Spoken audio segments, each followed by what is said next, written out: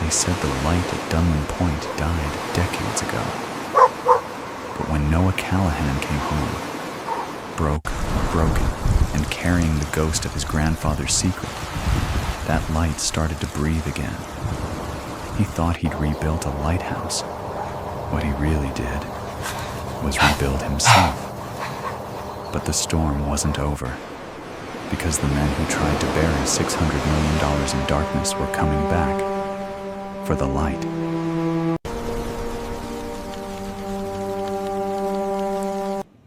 It's in these quiet moments that we find our greatest strength and deepest joy.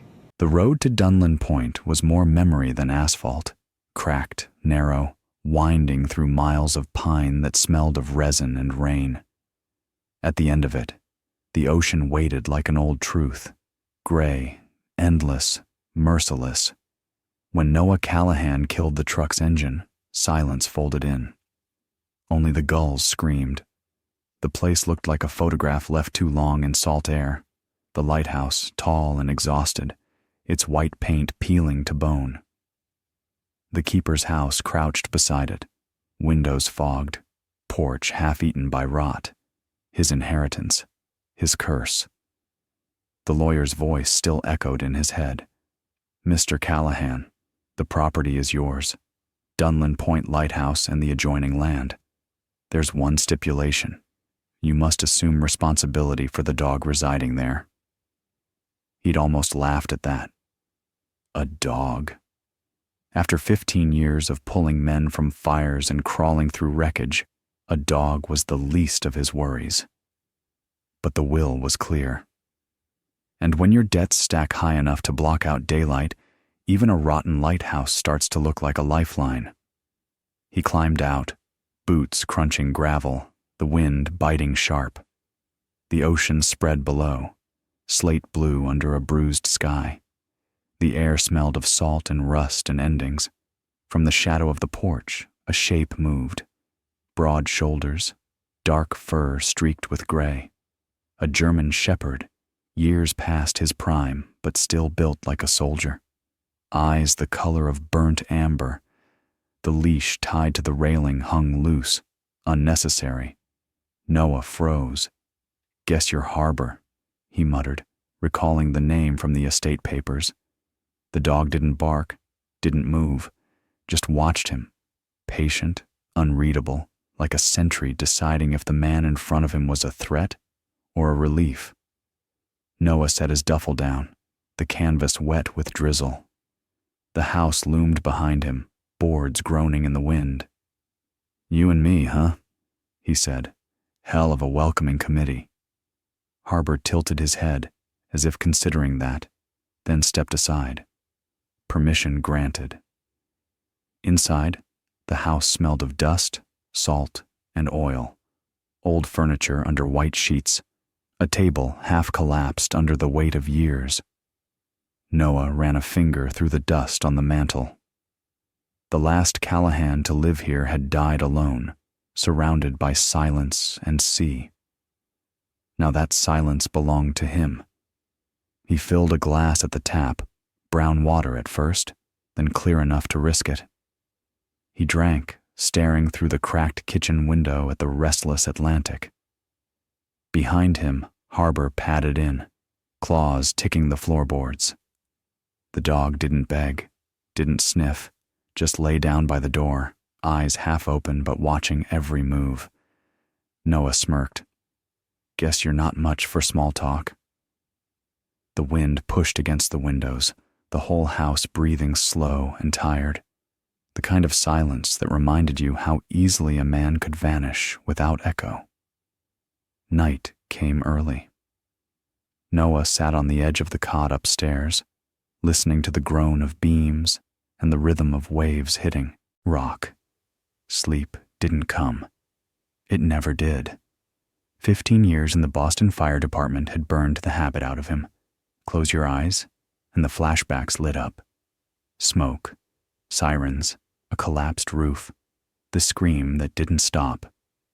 Some nights he drank until he forgot. Tonight he was too tired even for whiskey.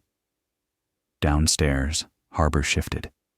The sound was steady, reassuring. The kind of company that didn't ask questions. Midnight blinked on the cheap digital clock, a weak red pulse in the dark. And then the barking started. One bark, sharp, then another, deeper, urgent. By the third, Noah was on his feet, the reflex still wired in his spine. Combat rhythm, firehouse rhythm, move first, think later. He grabbed the flashlight, bolted down the stairs. "Harbor!" he barked, voice low, trained. The dog's silhouette flashed at the doorway, tail rigid, head low, teeth bare against the wind. Noah stepped out into cold air that smelled of iron. The moon hung low, silvering the rocks and the path down toward the cliffs. Harbor was already moving, fast and sure, cutting across the yard toward the base of the lighthouse. "Hey, stop!" Noah's boots pounded the dirt, flashlight beams slicing through mist. The dog halted at the concrete steps, barking at a section of the foundation wall, a small square of stone darker than the rest. "What is it?" Noah murmured, scanning the ground. "Just rock, moss, old mortar. Nothing." Harbor clawed at it, nail scraping, sending flakes of concrete flying. The sound was raw, desperate, not random. Noah crouched, pressed his hand against the wall. The stone felt hollow, cooler than it should have been. "Jesus," he whispered. He pried at the seam, the flashlight clattering to the ground, light spinning. A chunk of mortar cracked loose. Behind it, metal, greened with age, a sealed brass tube. He pulled it free, heart hammering. The cap twisted reluctantly, grinding against 30 years of salt. Inside, a thin metal key, etched with numbers and letters he didn't recognize. Beneath it, a folded slip of paper wrapped in oilcloth, ink faded but legible. Numbers, codes, coordinates. Noah squinted at the writing, neat, deliberate, his grandfather's hand, from the few letters he remembered. "What the hell were you hiding down here, old man?" The wind howled, scattering sand against the stairs. Harbor stood beside him, hackles up, ears high. Not afraid, but alert, like he'd done his job and was waiting for orders. Noah slipped both the key and paper into his jacket pocket. "Good find," he said quietly. "Whatever this is." Harbor's tail thumped once against the concrete, then he turned toward the dark, scanning the horizon. Somewhere beyond the pines, an engine echoed, distant, low, too late, too slow for fishing boats. Noah looked up, frowning. The light at Dunlin Point hadn't worked in decades. But tonight, the moon made the sea glisten like glass. And out, there, on the water, a shadow moved. A boat, maybe. No lights. He exhaled, long and steady. "Yeah," he muttered. "This is how it starts." Back inside, Noah laid the tube on the kitchen table. He spread the paper flat, smoothing creases with the edge of his hand. The code was longer than he'd thought. 15 digits, then slashes, then letters. ZH 1979, SGB 04, 600M. He didn't know what it meant, but the last part hit him like static. 600M. 600 what? Meters? Miles? Money? Harbor circled once, lay down near the door, eyes half-lidded, guarding the room, guarding him. Noah stared at the paper until the letters blurred.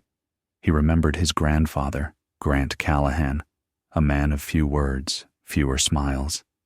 He'd worked in finance, whatever that had meant back in the 70s. After the family split apart, no one saw him again until his death notice came with a deed attached. Now, a dead man's dog had dug up a secret under a dead lighthouse, a key to somewhere far away. Noah closed the tube, sat back, and let the cold seep in. He'd thought he'd inherited nothing but a ruin and a ghost, but the ground was whispering different.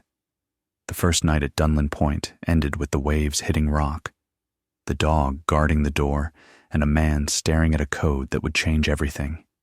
Somewhere out in the fog, an engine turned again, closer this time, and the wind carried the smell of salt and danger.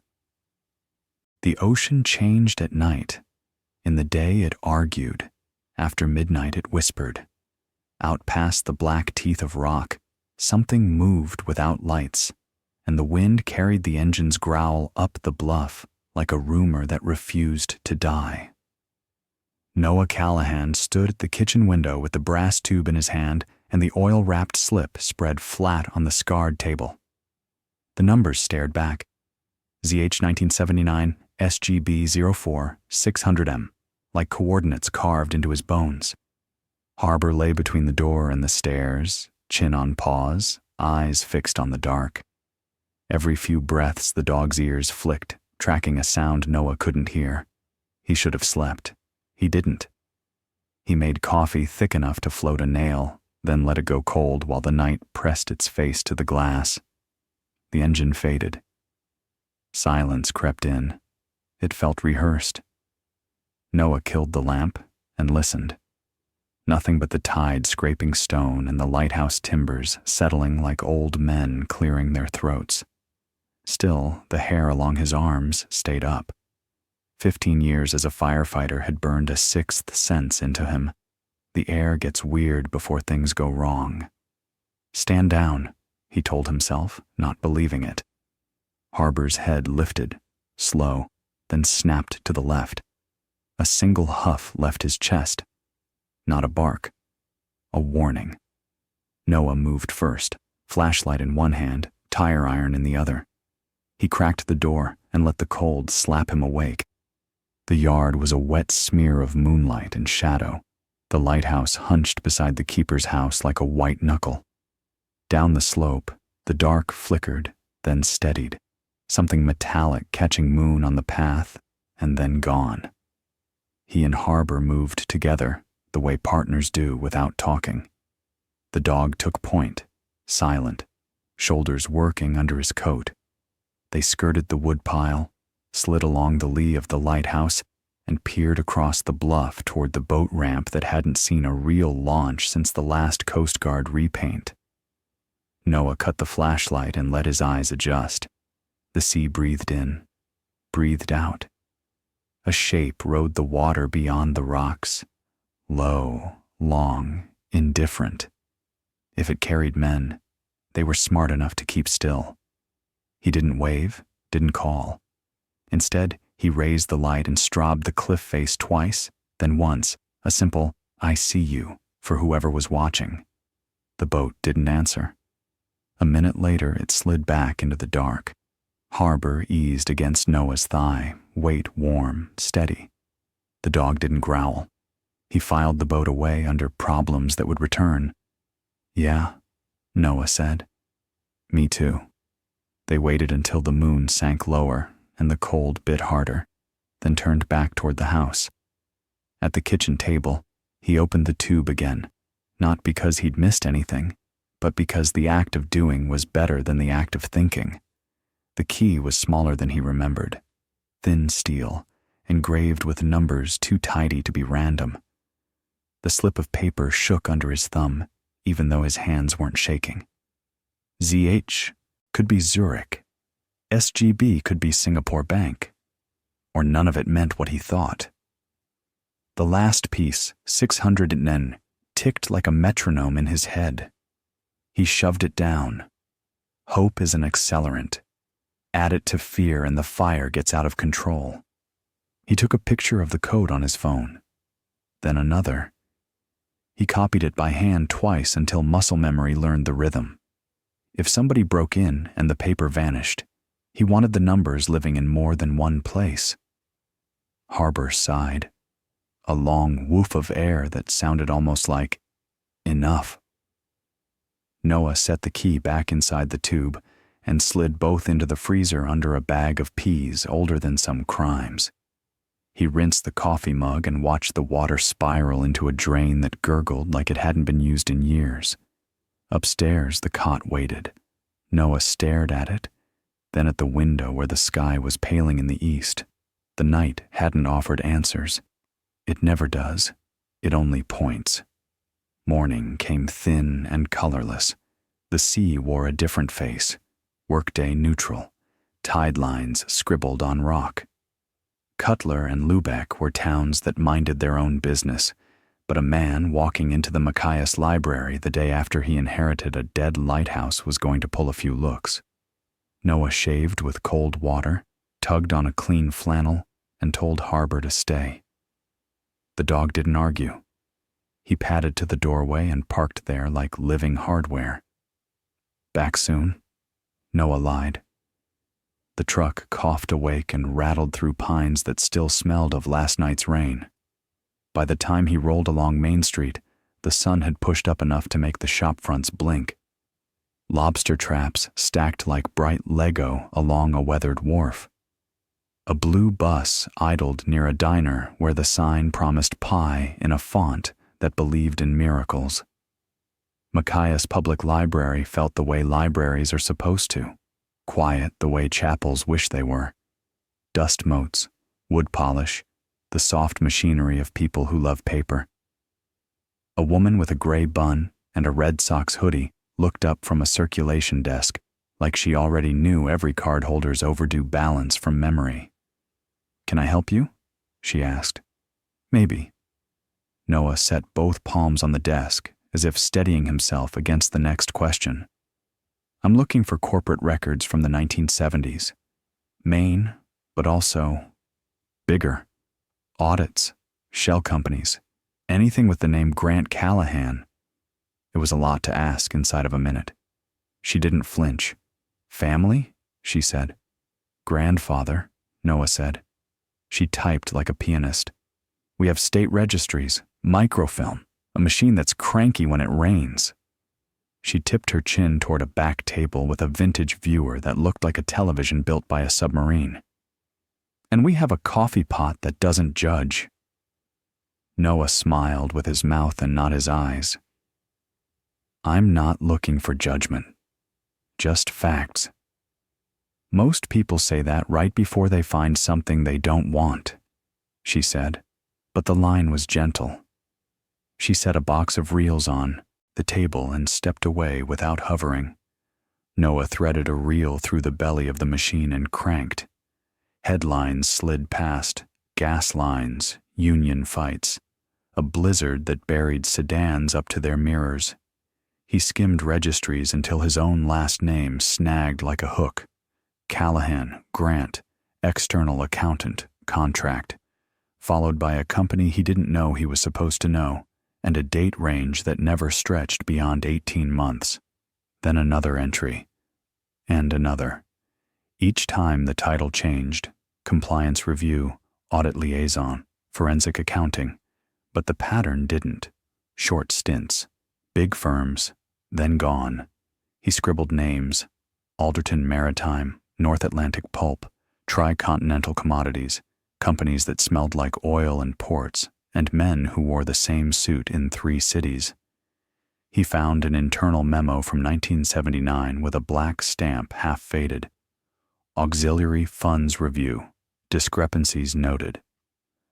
No numbers, just a phrase that felt like a floor tilting. On the 4th reel, the screen stuttered, then locked on a page that wasn't meant for public eyes. Confidential Internal Audit. 1979. In the margin, a clerk had scrawled a note and underlined it twice. Off-ledger assets, potential offshore consolidation. Watch Callahan, custodian. Not thief. Custodian. The word burrowed. Noah leaned back until the chair creaked. He hadn't come to absolve the dead. He'd come to figure out what kind of living this inheritance would force him to do. But if the old man had been a wall and not a hole, then everything changed. He copied names, addresses, case numbers. His phone buzzed twice, spam calls and a voicemail from a bank that didn't have a sense of humor. He shut it off. If you're digging up bones, you don't answer the door while you're holding the shovel.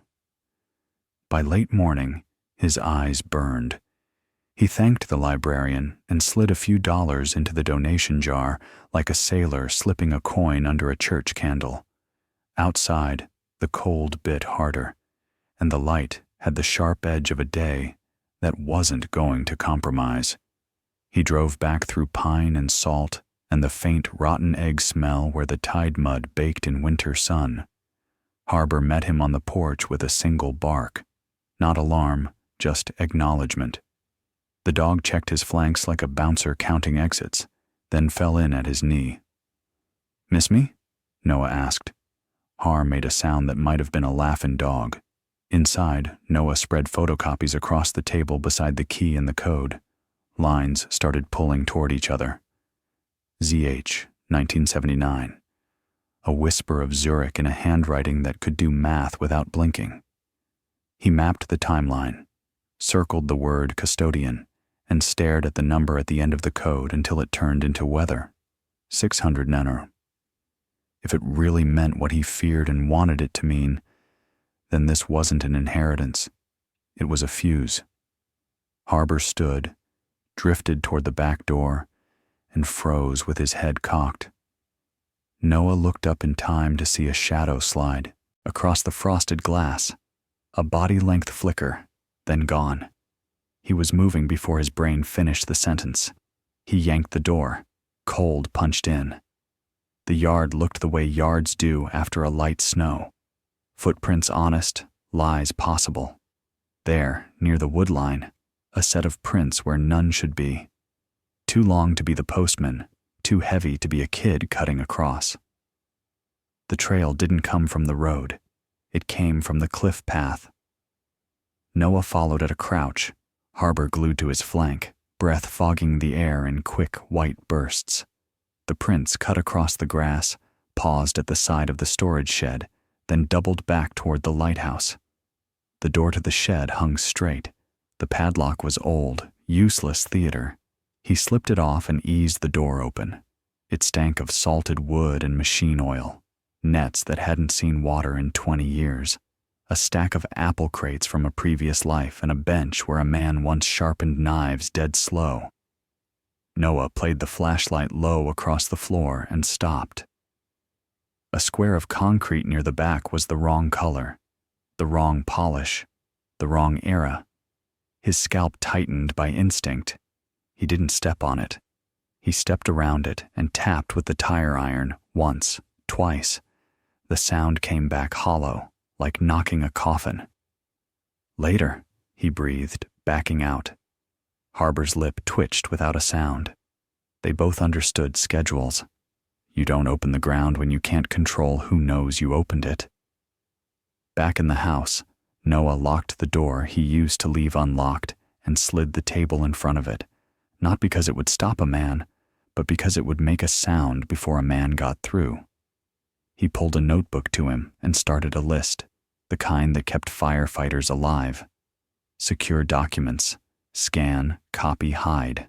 Confirm code meaning ZH-SGB. Identify who's in the boat. Shed floor. Return at night or dawn. Who knows I'm here? The last line got underlined twice because the answer was more people than yesterday.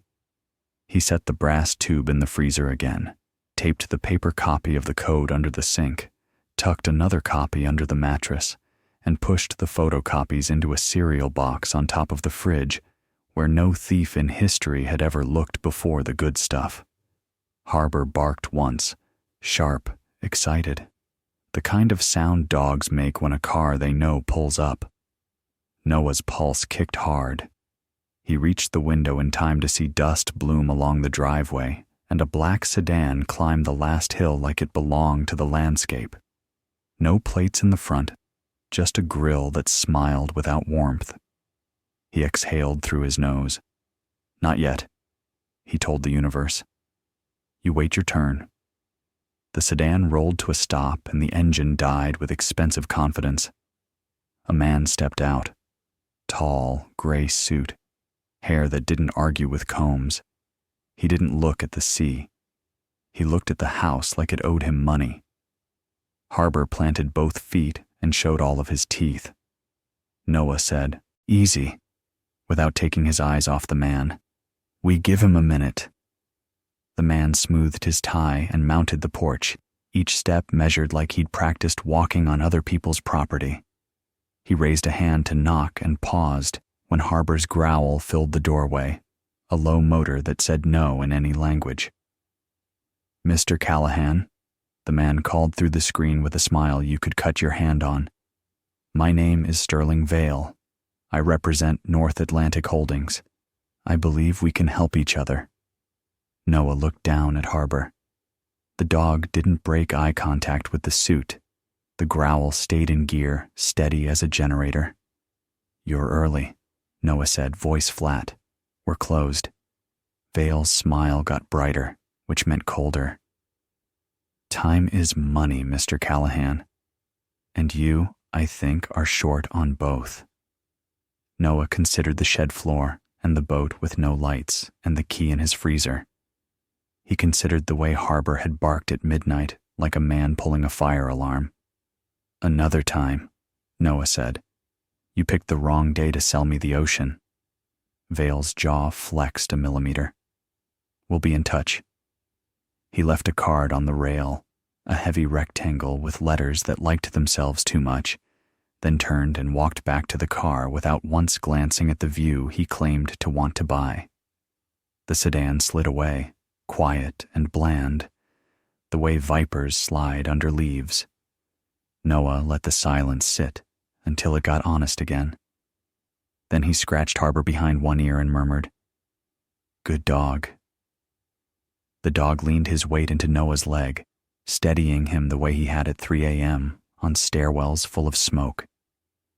Outside, the sea lifted and fell, as if counting the seconds between the life Noah had planned and the one he was now living. The dog had barked at midnight. The ground had answered. Whatever was under that shed floor, whatever the code unlocked in a vault half a world away, the clock was now running. And Dunlin Point, lonely, salt-bitten, forgotten, had just become a battleground. The black sedan had left behind more than tire marks. It left a weight in the air, like the moment before a storm breaks. Noah Callahan stood in the doorway of the keeper's house, watching the sea grind itself against the rocks. The wind had shifted, coming inland now, sharp with cold, and it carried the ghost of an engine long gone. Beside him, Harbor paced once, then sat, muscles tight, eyes locked on the horizon.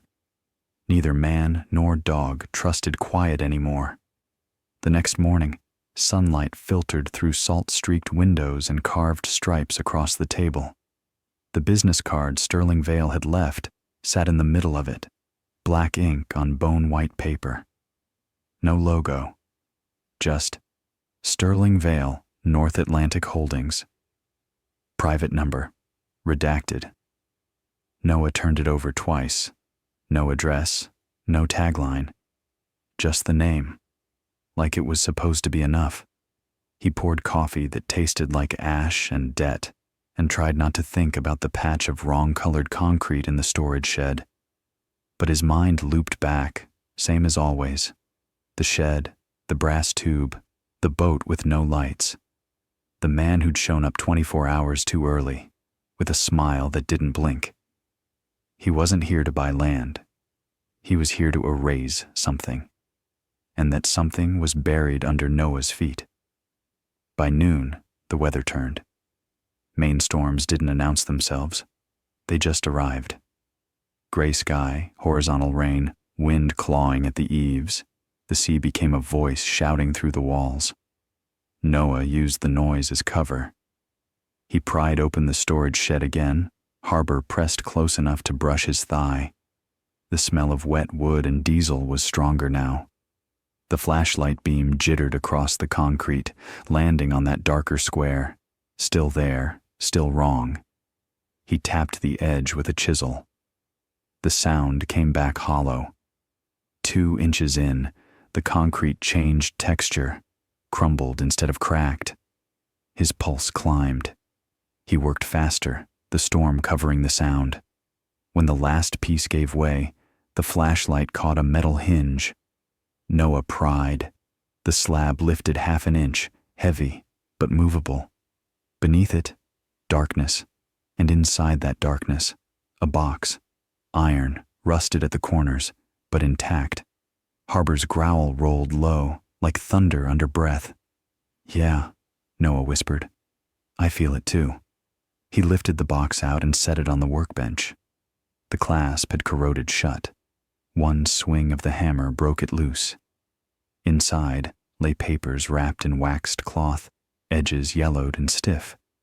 The first sheet he unfolded was a ledger page, numbers in neat columns. Ink faded but legible. The handwriting was precise, familiar. Grant Callahan, his grandfather. The column headers read, Account Zurich, ZH Account Singapore SGB, Aggregate 600,000 USD. Noah's breath stopped. 600 million. Not rumor, not code, ledgered. He flipped to the next sheet.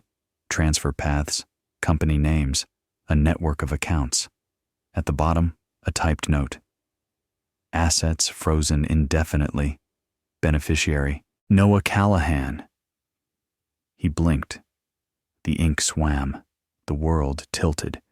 His grandfather hadn't left him a ruin. He'd left him a sleeping empire.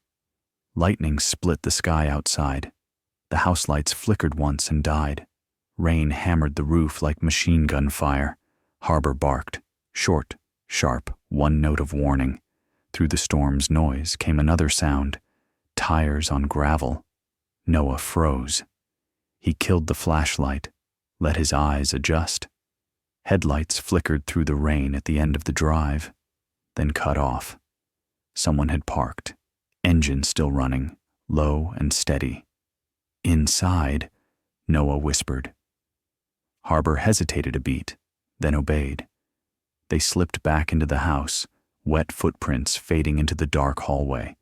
The knock came 30 seconds later, 3 times, deliberate. Noah didn't move. Harbor's teeth glinted in the flash of lightning through the window. Another knock. Then a voice. "Mr. Callahan," Sterling Vale called, louder now to beat the storm. "We need to talk." Noah stepped to the window, staying behind the curtain. Vale stood on the porch, rain rolling off his immaculate coat, an umbrella tilted just so. Even soaked, the man looked like he belonged in a boardroom, not on a cliff in a gale. "Talk about what?" Noah called back. Vale smiled up at the window like they were old friends. "About ownership, about responsibility. You've uncovered something that doesn't belong to you."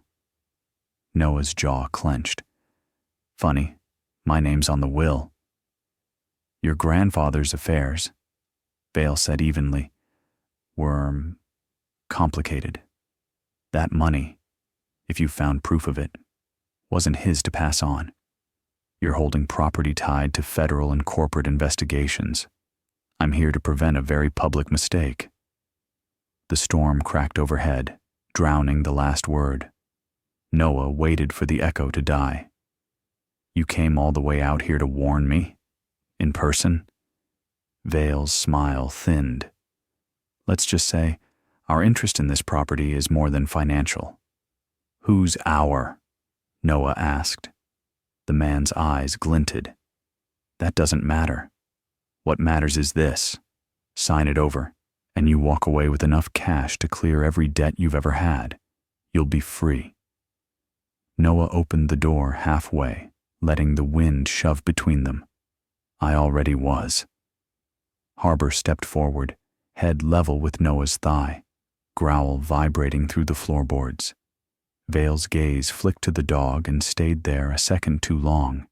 Then he nodded, as if the conversation were finished. "Think carefully, Mr. Callahan. Storms pass, but debts, those tend to stay." He left a folder on the porch railing and turned back toward the car, coat whipping behind him.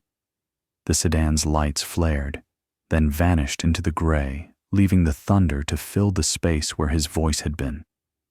Inside, Noah locked the door and leaned against it, chest tight. Harbor watched him, waiting. He picked up the folder. Inside, documents, photocopies, legalese, thick as mud, pages stamped confidential, letters accusing Grant Callahan of embezzlement, fraud, and corporate theft. The narrative was clean, rehearsed.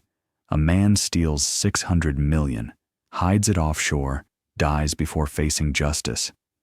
The Orchard story rewritten for Wall Street. But if his grandfather was the thief, why was Apex trying so hard to buy the silence?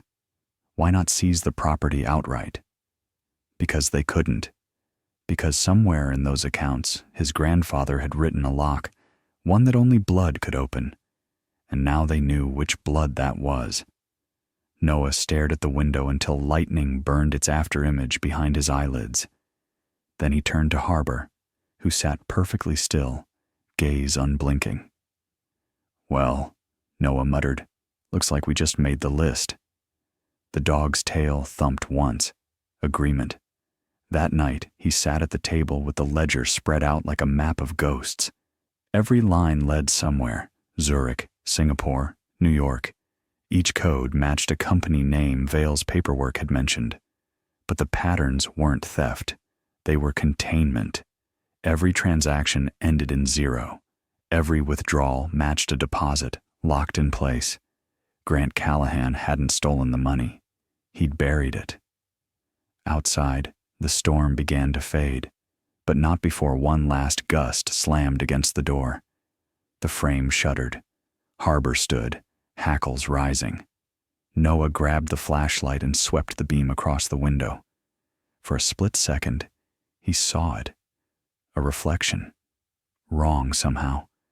The faint outline of a figure standing by the fence line, soaked but still, watching. Then the light blinked out. When he turned it back on, the figure was gone. He didn't sleep. By dawn, the sky cleared to a thin wash of gold over gray water. The world looked innocent again. But Noah knew better. Storms didn't end. They just changed shape. He boiled coffee, stood at the counter, and stared at the horizon where sea met sky. Somewhere beyond that line was Zurich. Somewhere out there was a vault waiting for a key he didn't ask for. And somewhere inland, a man in a gray suit was explaining to someone much more dangerous why the lighthouse at Dunlin Point was suddenly a problem. Harbor brushed against his leg, grounding him. "Yeah," Noah said softly. "I know. We're not done." He looked back at the ledger, at the neat handwriting frozen in ink. His grandfather had written something at the very bottom of the last page, a single line almost lost to water damage. "If you're reading this, the light is yours now. Don't let them turn it off." Noah closed the book, the words pressing into his chest like a brand. The light wasn't just a tower. It was a promise. And promises, like secrets, don't stay buried forever. Morning put a clean shirt on the world and pretended last night hadn't happened. It never fooled Noah Callahan. Storms didn't leave. They just crawled under things and waited. He laid the iron box from the shed on the kitchen table and opened it again, like a man checking a wound. The pages still smelled faintly of oil and salt. The numbers were calmer in daylight, almost polite. Columns that said, "I am what I am." At the bottom of the final sheet, the line he couldn't stop hearing. Aggregate, 600,000 USD. And beneath it, typed with a ruthlessness that passed for care, assets frozen indefinitely. Beneficiary, Noah Callahan. Harbor watched from his usual place between the door and the stairs, face unreadable, ears working the room like radar. Noah photographed every page, phone, digital camera he found in a drawer, then again for luck, before sliding the originals into a zipped freezer bag. He tucked the brass key back into its tube and buried it in a bag of peas hard as gravel. People underestimate vegetables. He needed more than photos. He needed redundancy. He emptied a cereal box, slid a stack of photocopies inside, and returned it to the pantry next to a can of tomatoes that predated his divorce. Then he taped a second set under the sink, where rust would keep thieves honest. He was about to push the table back against the wall when Harbor's head lifted. The dog didn't stand. He stared at the floor. Then he pressed one paw to a scuffed spot by the stove and kept it there, a statue pointing at a clue. Noah froze. "Show me," he whispered. Har scraped twice, light, deliberate, not random. A soft click answered, a tiny tired sound like wood admitting it had been moved before. Noah set the box aside, got down on his knees, and ran his fingers over the scuffed strip. The plank wasn't nailed like the others. It was tongue and groove, but looser, the varnish chewed by salt and time. He slid a putty knife along the seam and pried. The board gave with a reluctant sigh. Inside the shallow cavity lay another wrap of waxed cloth, smaller than the shed stash, tied with twine gone brittle. He lifted it gently. Underneath, something else caught light, a metal shim, razor thin, with notches etched into one side. He unwrapped the cloth. Not ledgers, letters. The first bore his name in block print, Noah, and a date that made his scalp prickle, Feb 12, 1979. He slid the page out, feeling foolish for expecting his grandfather's voice to be warm. It wasn't. If you're reading this, two things are true. The light has been dark a long time, and someone wants it that way. There are accounts I was asked to manipulate. I didn't. I moved them out of reach and recorded where they went. Men like Sterling Vale, or whatever name he borrows, will call it theft. It isn't. It's an interruption. You will be told to sell. Don't. You will be told you are in danger. You are. That's the measure of it. Documents are not enough. You will need place and time. The place is Zurich. The time is when pressure is loudest. The shim in this envelope will release a secondary hatch in the lighthouse base. Do not use it unless you must. The rest is still there. They taught me in the mills that men who own clocks tell men with shovels what time it is. Don't let them. Keep your own time. GC. Noah stared at the signature until the letters softened. The tone was flint, not comfort. It felt right. You don't get to be a custodian of 600 million by writing Hallmark cards. He set the letter aside and sifted the rest. A hand-drawn diagram of the Lighthouse Foundation, arrows marking a squared recess beneath the interior stair, a typed roster of account numbers bearing the same ZH and SGB shorthand as the code, and a receipt from a Zurich bank. Names blacked out, but the stamp edge crisp. At the bottom of the diagram, a note in pencil. Shim notches align north. He turned the metal strip over. 3 notches on one edge, staggered like teeth. In the margin of the page, a final line. Harbor will know before you do. Noah almost laughed. Small, dry, disbelieving. The old man had trusted a dog more than any person. Maybe that was the sanest paragraph in the stack.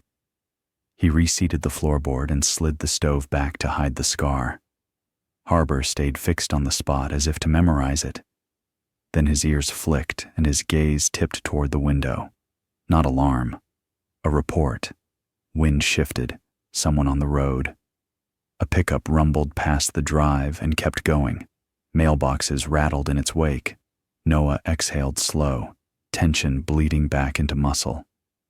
He pocketed the shim, folded the diagram, and looked at the lighthouse door. Daylight makes men do stupid things. He fought the urge and lost. "Come on," he said. They crossed the yard under a sky that smelled of thaw. The lighthouse interior held the cold like a grudge, stone sweating salt, a stair corkscrewing up into a lens that hadn't thrown light in decades. At the base, near the haunt of Harbor's first midnight bark. Noah knelt and ran his hand along the inner wall where the diagram indicated. At first, he felt nothing but stone. Then, a seam, a hairline curve almost pretending to be a crack. He pressed where the drawing showed and the stone didn't move. He slid the shim into the gap and rotated until the notches faced north as instructed. Something shifted. Soft. Internal.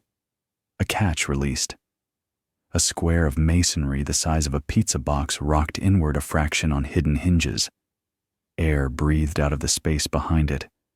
Dry, still, colder than the room. Noah swallowed, one hand on stone, the other on the flashlight that suddenly felt like a candle. He eased the panel open and peered inside. Another box waited in the cavity, this one stainless steel, rubber gasket intact, the kind of thing made to defy weather and lawyers. He slid it out and set it on the floor. Harbor didn't growl this time. He sat, shoulders square, eyes on the open mouth in the wall, guarding the absence. The box latch opened clean. Inside, microfilm spools, a passport in his grandfather's name with stamps that traced a certain map, and a thick envelope marked Apex. Noah's throat went tight. He opened the envelope and spread the contents on the step. Photocopies of internal memos, Apex logos half erased by time, described off-ledger consolidations, auxiliary funds, and a euphemism that made him cold. Beneficiary line risk abatement. A cable from 1979 flagged Grant Callahan as a custodian who had misinterpreted instructions, then advised counsel, apply pressure at property, reassign assets, neutralize risks. Neutralize risks. The phrasing had the clean wickedness of men who never had to bury a body because they paid other men to do the burying. At the bottom of the stack, a letter that wasn't a copy at all, ink original, signed by a general counsel whose name had drifted across newspapers Noah dimly remembered as a kid. It was simple.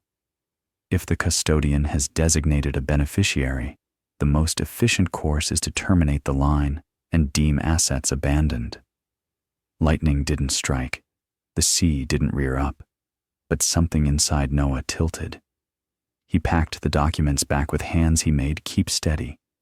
He closed the hatch and turned the shim so the notches pointed elsewhere, then pocketed it again.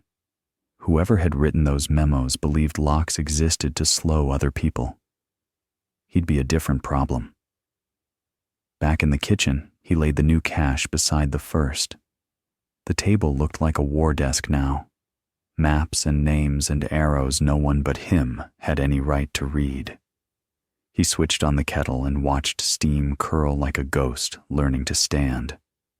Harbor tucked himself into his corner and pretended to nap, with both eyes cracked. Noah built a plan the way you build a fire line: clear a path, set anchors, assume wind will change, digitize the microfilm.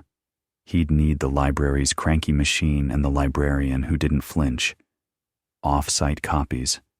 Leave one with someone who had teeth. A lawyer in Machias?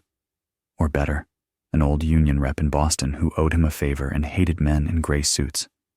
Zurich. Confirm the vault. Not yet. But soon. Make noise at the right time. Thieves prefer quiet. Big thieves need it. The kettle screamed. He poured coffee and blew on it, watching the surface shudder. His phone buzzed with a number he didn't recognize. He let it chew through 4 rings and die. A voicemail landed. He didn't listen, not while the house had ears. Harbor's head popped up. 3 seconds later, the door rattled, soft, testing. Not a knock. A pressure, like fingers near a lock. Noah didn't move. He sipped the coffee, eyes on the door. The rattle came again, then stopped. The boards of the porch creaked once, twice. Someone shifted their weight as if taking a picture they weren't entitled to take. He set the cup down, lifted the tire, iron, and stepped sideways to keep the window at his back and the door in his periphery. Harbor flowed to the opposite flank without needing a word. Silence stretched until it believed itself. Then, retreat. Footsteps faded. A car door, a muted engine turning over, the crunch of tires on wet gravel receding toward the road. Noah waited a full minute. Then he opened the door to a plain, white envelope on the mat. No address, no stamp. He carried it to the table, slit it with a butter knife, and slid out a single photo. Him, 6 hours earlier, kneeling at the lighthouse base with the hatch half ajar. The angle was long lens, taken from the tree line. The second photo was worse. A zoomed frame of Harbor, teeth visible, head turned toward the camera like he could smell the shutter. The last page was typed. Mr. Callahan, the weather changes quickly here, so do fortunes. We can still resolve this like men. SV. Noah turned the paper over, as if a back could be braver than a front. It was blank. He took the letter to the sink, touched a match to one corner, and watched the flame eat the arrogance down to ash. The photo he kept. You respect your enemy's eyes. He stared at the window where the trees swallowed the road. Pressure at property. His grandfather's note had named it first. Noah had only just joined the chapter already in progress. He called the librarian from a number Sterling Vale didn't have and asked if the microfilm machine was free. She said it squealed like a gull on cold days, but she'd oil it if he brought donuts. He said he'd bring coffee too. She laughed and said, "Then bring yourself before lunch." He dressed in layers that could pass for nobody, slid the steel box into a duffel under a rain jacket, and tucked the brass tube back into the freezer, like leaving a relic with a patient who wasn't done with it yet. He wrote a note on the back of a junk mail flyer and taped it to the underside of the table. If I don't come back, the key is with the peas. It looked stupid. It felt necessary. He left it anyway. On the porch, he paused. The air had that soundless quality that follows threats. Harbor stood at the top step and sniffed the wind. Then the dog did something he hadn't done before. He pressed his body against Noah's leg and leaned, heavy, momentary, like a man sharing balance on a ladder. "Yeah," Noah said. We moved together. They were halfway to the truck when the black sedan slid back into view at the far end of the lane, not turning in, just idling at the intersection, where the road decided whether to go to town or to the sea. A lesson in geometry. One line watching another. Noah didn't look twice. He put the duffel behind the seat and opened the passenger door.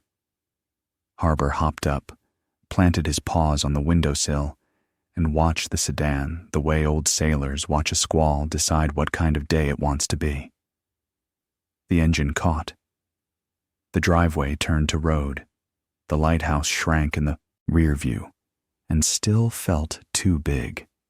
"Donuts," Noah said. Har's ear flicked as if to say finally. They rolled toward Machias with the ocean on their left and a shadow in the mirror. Somewhere behind the pines, a camera lens blinked. Somewhere beyond the horizon, a vault waited for a key cut by men who'd lost their right to hold it. And under the floor he'd walked on without knowing, a dead man had left a plan that preferred dogs to bankers. Noah tightened his grip on the wheel and kept his speed dull and honest. If this was a chase, it was the slowest in the world. A procession toward proof. The ledger had been beneath the floor. The next truth would be inside the film.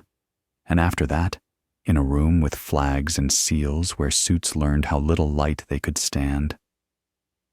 The tires sang on the wet road like something old remembering a song.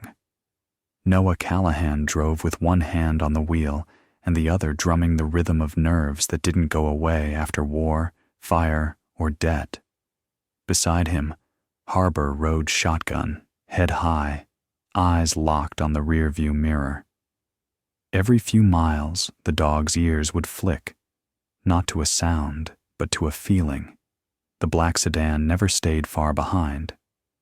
Sometimes Noah caught a flash of its grille, sometimes only the glint of its lights when the sun found them in the curve of glass.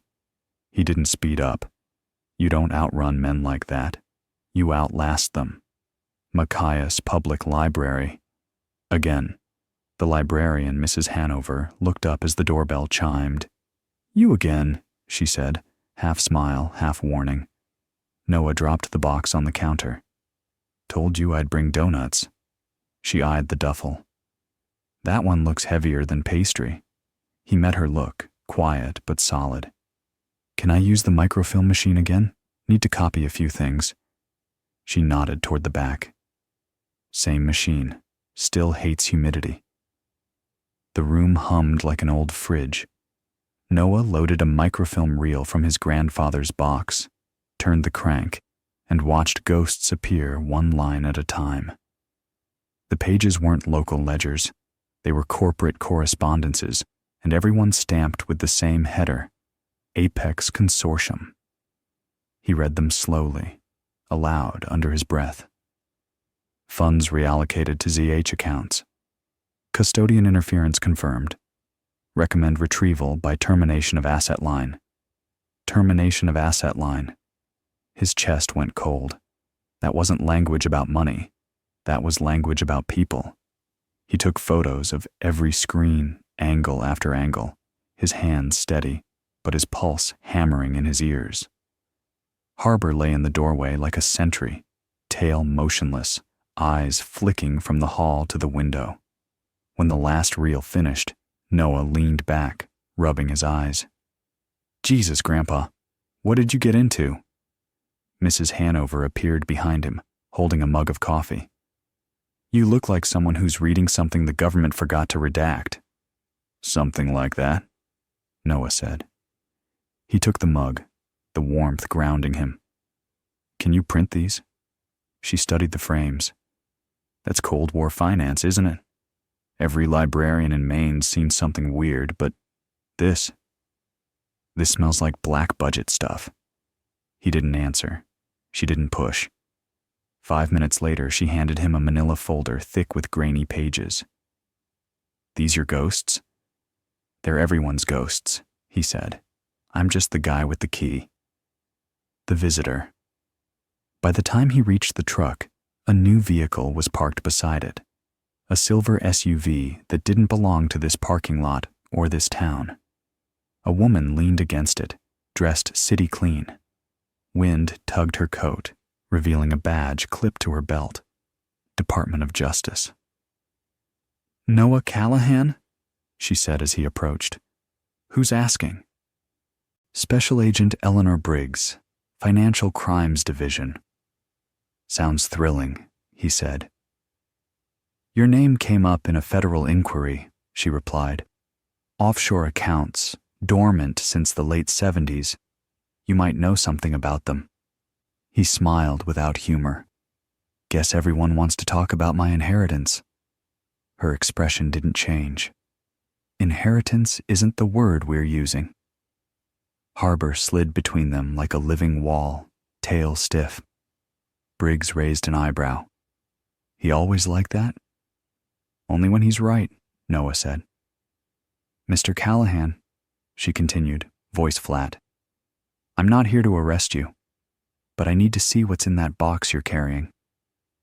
Noah looked down at the duffel. "Can't help you." She exhaled through her nose, slow. "You think Apex won't burn you down to get what they want? So you do know about them." Her silence was answer enough. Noah stepped closer, low voice. "Then you know my grandfather wasn't a thief. He stopped them." "Maybe," Briggs said, "but the line between whistleblower and accomplice gets blurry when the money never reappears." "It reappeared," he said, "in accounts no one could touch. Until me." That flicker of realization crossed her face. Then, fear. "Then you're already in over your head." "Story of my life," he said. She pressed a card into his hand. If you want to live through this, you call me before you dig any deeper. When Noah looked up from the card, she was already getting into the SUV. The taillights glowed red, then faded into the gray rain. He stood in the parking lot until Harbor whined softly, a reminder that ghosts didn't wait forever. The laptop back at the lighthouse, the air carried the smell of damp salt and metal. The box of ledgers sat on the table where he'd left it, untouched, but the laptop he'd found in the orchard shed was gone from its corner.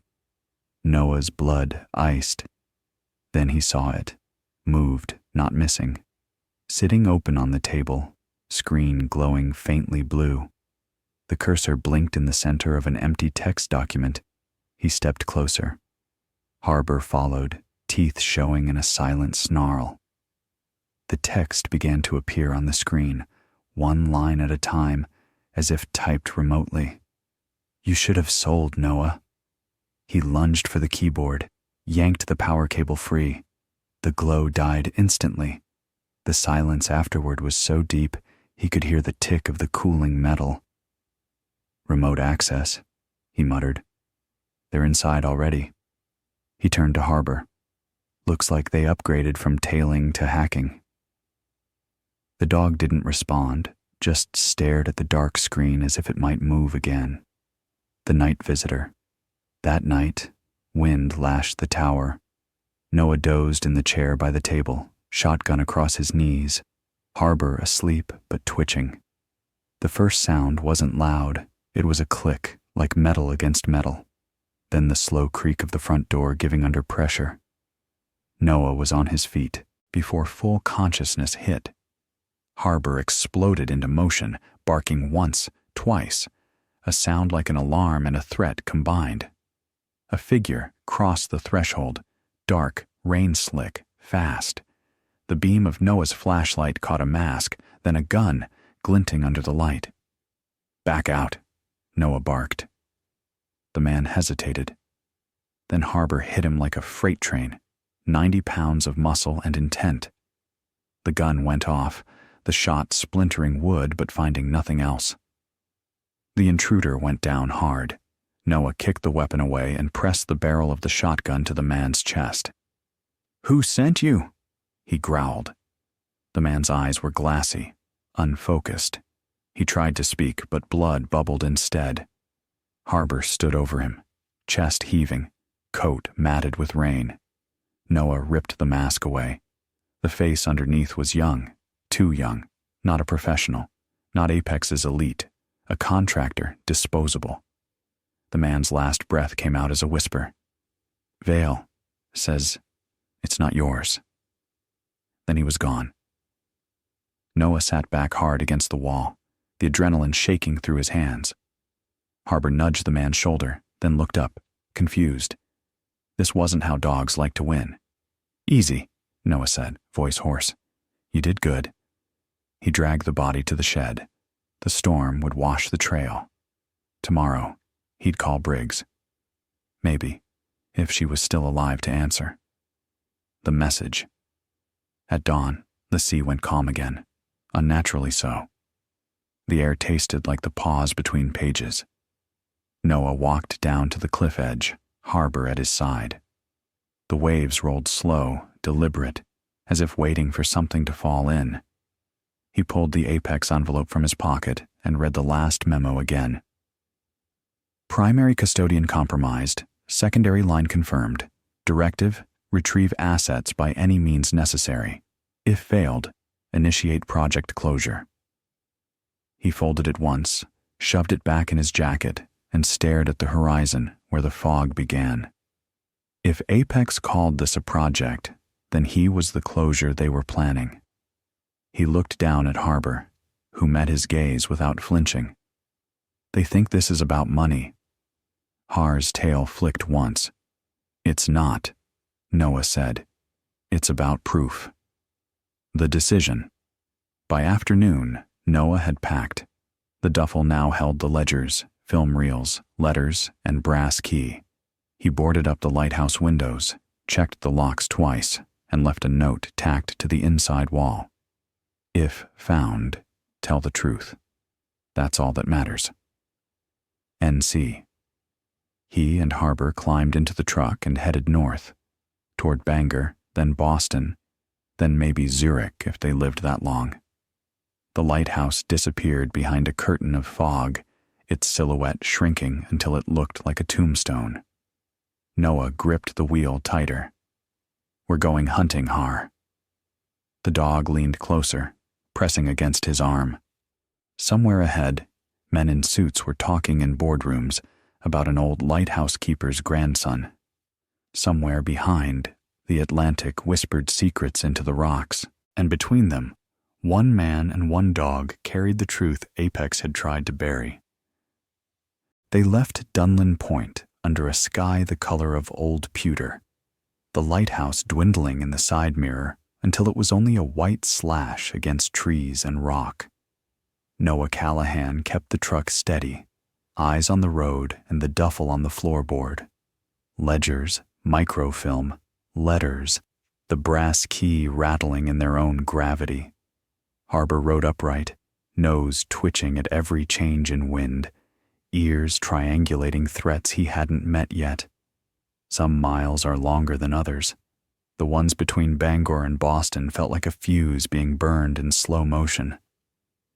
By the time they hit the outskirts of the city, Noah had counted 3 different cars that took turns pretending not to follow. None of them got too close. Apex didn't need to tail. They needed to time. He parked in a garage that smelled like oil and old arguments and dialed a number he hadn't called in years. McQuaid. The voice came through with cigarette gravel and union steel. It's Noah, he said. A pause. Thought you were dead or smart enough to stay off my phone. Guess I was wrong. I need 2 things, Noah said. A notary who won't fold when suits show up, and a travel agent that still knows how to book paper tickets. McQuaid grunted. Bring coffee, the kind that makes God blink. They met in a back booth of a dockside diner that hadn't updated its menu since the Sox broke the curse. McQuaid had a face like a busted hydrant and hands that remembered what a picket line felt like in winter. He listened without interrupting, as Noah laid out the line from Dunlin Point to Zurich, tapping the paper once whenever Noah drifted toward not saying the most dangerous parts aloud. When Noah finished, McQuaid said, Men in gray suits will kill for 5 zeros. You're sitting on 8. You sure you want to be the man holding that bag? Noah looked at his hands. They still had the faint white lines from old burns, the kind that tattoo your nerves instead of your skin. I didn't pick the bag. Doesn't matter, McQuaid said. You're carrying it. He slid a card across the table. Notary who owes me 3 favors and 2 teeth, and a travel desk that prints real tickets and forgets names by the time the ink dries. Noah nodded. There's one more thing. Shoot. If I don't make it back, Noah said, voice low, you'll get an envelope. It'll have microfilm and a ledger index. You walk it straight to the most boring assistant U.S. attorney you can find. Boring means honest. Say my name. Say Apex. Then tell them to bring a judge and a flashlight. McQuaid's eyes softened by 1/2 degree. That dog yours going to watch me put flowers on your grave? Plan is to make you buy us lunch, Noah said. Hold me to it. McQuaid took a long look at Harbor, who stared back with the kind of steady that steadies men. Fine, he said. Go be an idiot. But do it fast. Noah's passport was still good. He'd used it for exactly 1 cheap trip to Montreal back when marriage required vacations to survive. The travel agent on Canal Street printed him a route that didn't exist on the internet. Boston, Reykjavik, Zurich. Paid in cash with a receipt that looked like a prop from a movie about spies who missed their kids' birthdays. At the airport, A woman in an unmarked blazer watched him until he noticed her, then looked away. He let her keep the win. He registered Harbor as a service dog, not a lie so much as a promotion, and boarded with the same bag of ledgers that men wanted him to carry or drop, depending on who owned the calendar. On the red-eye, the cabin lights dimmed, and the world turned into the hush before hard truths. Somewhere over the North Atlantic, Noah closed his eyes and saw the lighthouse base opening like a mouth, the shim twisting to north, the word custodian underlined twice on a document he hadn't written, but had inherited like a scar. He woke 30 minutes before landing to find Harbor watching him. The dog yawned once, slow, like boredom was a defense against panic. 2 more hops, Noah whispered, and Harbor thumped his tail against aluminum. Zurich was winter clean and money quiet. Trams glided like thoughts no one said aloud. On Bahnhofstrasse, men who had never been wet in the rain walked past watch stores pretending time was a thing you could own. Noah found the bank by following the kind of security that looks like art: glass that didn't glare, stone that didn't stain, guards who didn't stand still because stillness is a bullet magnet. The plaque at the door said a name he recognized from the microfilm reels. The lobby smelled of leather and rules. A receptionist with eyes the exact shade of compliance asked if he had an appointment. He set the brass key on the desk and let it gleam. "This is my appointment," he said. Minutes later, he was seated in a private room with a man whose suit didn't wrinkle and whose hair had never known a hat. "Dieter Keller," the banker said, offering a hand that belonged to someone who signs things. "How may we assist you, Mr. Callahan?" Noah said. "Noah Callahan." Keller's eyes flicked once, recognition that wanted to be a blank wall and failed. "I see." "Do you?" Noah asked. He placed the key between them, then the oil paper slip, ZH 1979, SGB 04 600M. He kept his voice level. "I believe there is a safe deposit box registered to my grandfather, Grant Callahan. This is his key. I'm his beneficiary. I'd like to see the box." Keller's face became a chessboard. "Mr. Callahan, our institution respects privacy. However, access to safe deposits is subject to specific conditions: identity verification, key possession, and in certain cases, a passphrase." Noah held the older man's calm with his own. "What's the passphrase for this box?" Keller didn't blink. "I cannot disclose that. Not asking you to." Noah leaned in, pulse steady. The letter from the floorboard, his grandfather's handwriting, burned behind his eyelids. "Keep your own time. Don't let them turn it off." He closed his eyes, heard the lighthouse that hadn't turned in 30 years, and felt the shim notch north in his palm. When he spoke, his voice came from a place older than bank marble. "The passphrase is, 'The light is yours now.'" Keller inhaled through his nose, a fraction too sharply to be nothing. Then he stood. "Wait here." Noah didn't wait. Harbor sat by the door, gaze fixed on the hallway beyond, nostrils fluttering toward things men couldn't smell. 10 minutes became 15.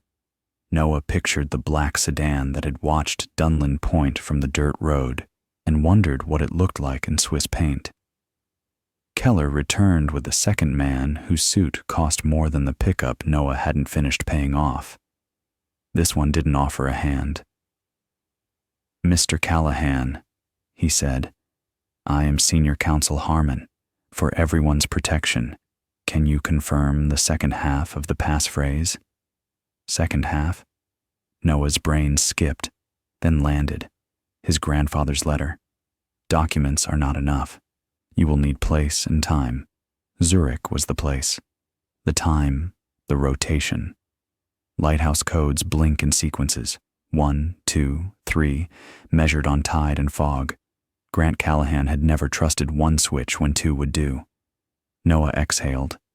Don't let them turn it off. Harmon looked at Keller. Keller nodded, tiny, like blessing a crime. This way, Keller said. The vault wasn't the kind with cartoon stacks of gold. It was all brushed steel and temperature control and rows of doors that wanted you to think they were crucifixes. Keller inserted Noah's key and a bank key into a slot that looked like a noisemaker for adults who never laughed. The door swung open on a tray. On it sat a black document case with a watermark that only existed to make men feel small. Keller stepped back as if the box could bite and said, "For your eyes, Mr. Callahan." Noah opened the case. Inside were 3 bundles: trust instrument and custodial record, notarized, signed by Grant Callahan, witnessed by a Swiss notary whose seal felt like a verdict. It named Apex Consortium, funds moved to off-ledger holding, for the purpose of preserving public monies from improper diversion, designated Custodian G. Callahan, and appointed Beneficiary Noah Callahan upon the custodian's death, with conditions about public use disbursement. Certification of dormant accounts, a notarized statement from the bank confirming the existence of accounts totaling USD 600,000, frozen per custodian instruction, unspent, unreassigned, awaiting beneficiary authentication. Contingency file, Apex, originals, not copies, memos, cables, and a signed directive matching the one Noah had found in microfilm, plus photographs of a younger Sterling Vale shaking hands with a board of men whose names had become shell corporations and foundation boards. On top sat a sealed envelope with Noah's name written in the same square, slanted hand that had scolded him from the kitchen floor. He broke the wax with a fingernail. "Noah, if you made it this far, you've already met the shape of the enemy. Money is not the point. Record is. I left enough paper to make liars sweat. Take certified copies only. Leave originals. Force them to play in court, not in shadows. When they push, light them up. GC." A bell chimed softly somewhere in the vault. Someone else entering, or the hour turning on a city that had never been late. "Certified copies," Noah said. Keller nodded briskly. "We can provide notarized duplicates with chain of custody stamps. You will also need translations, German and French, to satisfy certain jurisdictions." "And a statement from your bank," Noah said, confirming that these accounts were frozen as a whistleblower action, not personal theft. Keller's tight smile was almost a confession. "We prefer the term custodial preservation." "Call it anything," Noah said. "Write it down." While a clerk disappeared to replicate paperwork, Keller said, "Mr. Callahan, a word of caution. Not everyone appreciates archives." "You have security on the street?" Noah asked.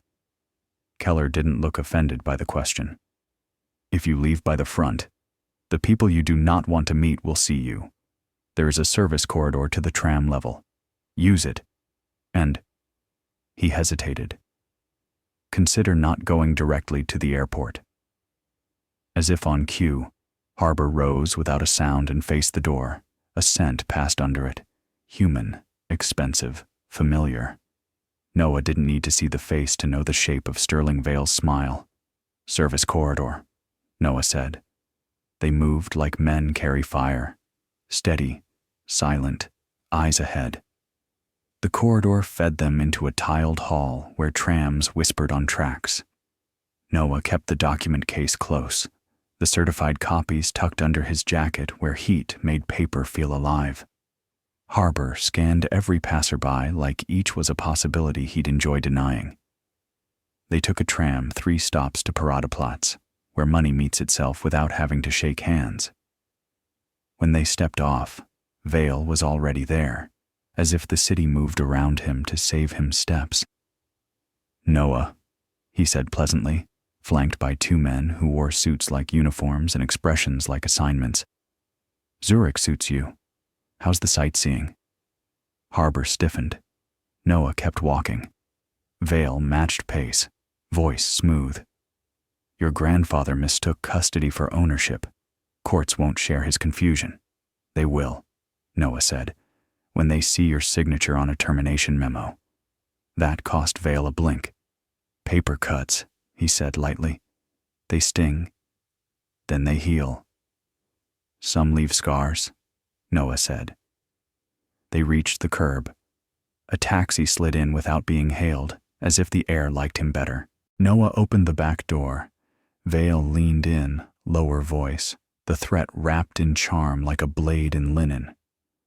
"Final offer," he said. "Walk away with enough to forget your name, or keep running until you run out of dog." Harbor stepped forward, shoulder to Noah's thigh, eyes hard. The growl that came up from his chest was quiet and absolute. "No," Noah said. He closed the door in Vale's face. The taxi shot into traffic. In the mirror, Vale stood with his hands in his pockets, watching like a man who had all the hours left on Earth. "Airport?" the driver asked. "American Embassy," Noah said. "Then the airport. And if anyone follows, pretend you used to rally cars and you miss it." The driver grinned without showing teeth. "Buckle, bitta." The embassy wasn't warmth, but it was walls. A junior officer with cheeks too pink for the job watched Noah's stack of documents grow like a tide and paled accordingly. "You're serious," the kid said. "Wish I wasn't," Noah said. He handed over certified copies, translations, and the bank statement with all the seals that make men who lie nervous. "Send these to DOJ with a cover that says Apex and Urgent." His phone buzzed. Agent Eleanor Briggs. He stepped into a hallway where fluorescent lights made time look cheap. "You're in Zurich," she said. "No hello?" "Was," he said. "Headed out." "You just lit up a network we've been poking at since before I got the badge," she said. "Stay alive until wheels down. When you land, drive straight to Machias courthouse. I can't protect you outside a courtroom, but I can make their paper matter." "You think paper matters?" he asked. "In Maine," she said. "Paper and dogs still do." He looked at Harbor, who thumped his tail once like an amen. "See you on the other side." At Cloten Airport, the announcement boards blinked like the last honest thing in an expensive room. Noah bought a ticket at a kiosk that insisted on being useful and took a seat near a window where he could watch reflections move where bodies didn't. Harbor rested his chin on Noah's knee and watched the corridor as if each footstep could be read like a ledger. A shadow slid across the glass. Vale, 50 yards away, talking to a man who made space move around him. He didn't look at Noah. He didn't need to. He already knew the flight number. The gate opened. The line shuffled forward, bored and hungry. Noah handed over his boarding pass and felt the scanner bless his choices with a soft electronic chirp. He paused at the threshold, turned back toward the window, and stared across the terminal at the man who wanted to turn off his light. Noah lifted the document case a half-inch, just enough for Sterling Vale to see that the thing he wanted was now in the system, stamped, copied, certified, impossible to fully erase without breaking things noisy and public. Vale's smile flattened into math. Noah stepped onto the jet bridge. As the plane lifted through low cloud and the city fell away, Noah laid a hand on Harbor's back. "Almost home," he said. Home wasn't a lighthouse anymore. It was a bench in a courtroom and a stack of paper that made bad men choose between silence and perjury. Below them, Zurich shrank to lines and light. Ahead, a coast where the wind wrote history into wood and stone and dogs barked at midnight because someone had to. The code had never just been letters on a page. It had been a map, place, ZH. Time, 1979. Purpose, 600 mem to hold the line. And now the light, his, would swing back toward Maine. Apex would meet him there. And for the first time since he set foot on Dunlin Point, Noah felt it. Not hope exactly, but its older brother, resolve. The jet dropped through Maine cloud like a knife through gray cloth. Below, the coast curled inward where the Atlantic gnawed at its own edge. Old water, old secrets. Noah Callahan pressed his forehead to the window. He could almost see Dunlin Point, the lighthouse crouched against weather, the stone that had opened its mouth for truth. Beside him, Harbor slept with his chin on Noah's boot, paws twitching as if he were chasing things that ran on scent and memory. The customs agent stamped the passport, glanced at the service dog tag, and said, "Welcome home." Funny word, home. Sometimes it was where the ghosts stopped chasing you, sometimes where they finally caught up. The courthouse Machias was small enough that the courthouse doubled as a museum of everyone's bad decisions. 2 stories of brick and history, flags limp in the breeze. Agent Eleanor Briggs was already waiting on the steps, trenchcoat half-buttoned, folder under one arm. She looked like she hadn't slept in a week. "You made it," she said. "Plane didn't blow up," Noah replied. "That's progress." She gave Harbor a brief nod. "And your partner?" "Still alive," Noah said. "Unlike half the people who've handled this case." Briggs gestured toward the doors. "Let's keep it that way." Inside, fluorescent light painted everyone the same shade of nervous. Reporters hovered near the metal detectors, their questions all shaped like apex and billions. Noah said nothing. Harbor's presence parted crowds the way facts never could. The meeting. In the conference room, stacks of paper climbed toward the ceiling. Bank certifications, translated trust documents, Apex memos stamped confidential. Briggs stood at the head of the table like a teacher before an impossible class. "Department of Justice confirmed receipt from Zurich," she said. "We have chain of custody." "You did it, Noah." He shook his head. "Not yet." She slid a photo across the table. Sterling Vale, entering a federal building in D.C., flanked by lawyers who looked allergic to daylight. "He's filed an injunction," she said. "Claims the documents are forgeries, that you're a disgruntled heir with a vendetta." Sounds flattering. "He's also filed for emergency custody of the funds.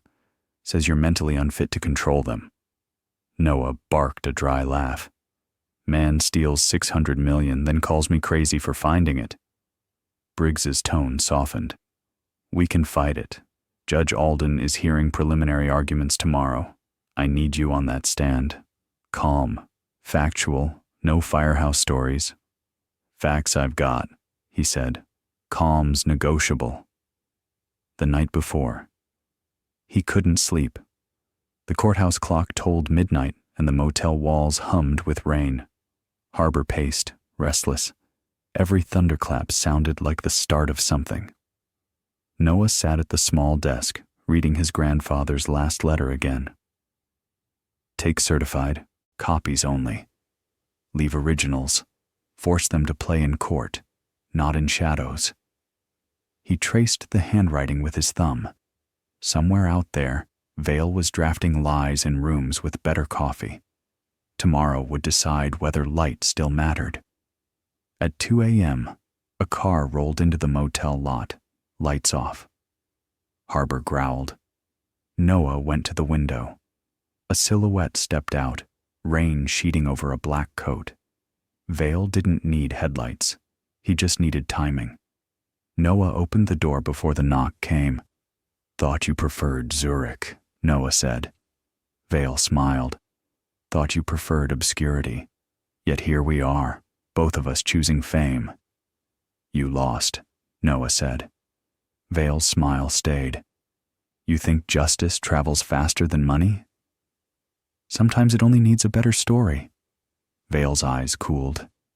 You'll tell yours tomorrow. I'll tell mine. Let's see which one the world pays to hear. He turned and walked back into the rain. The sedan vanished into fog. Harbor stared long after the sound faded, ears flat. Yeah, Noah whispered. Tomorrow. The trial morning came too clean, sunlight like an apology that arrived late. The courtroom smelled of coffee, varnish, and microphones. Reporters packed the benches. Cameras blinked. The clerk called, United States versus Apex Consortium, preliminary hearing on custodial fraud. Judge Alden entered, robes flowing like tidewater. Counsel, proceed.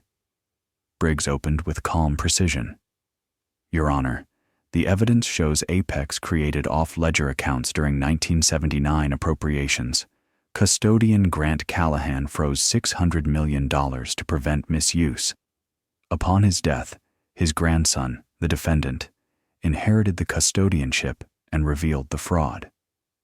We move to unseal the accounts under federal oversight. Vale's attorney rose, all charm and cologne. Objection, Your Honor. This is folklore. The so-called ledgers were manufactured to extort a reputable corporation.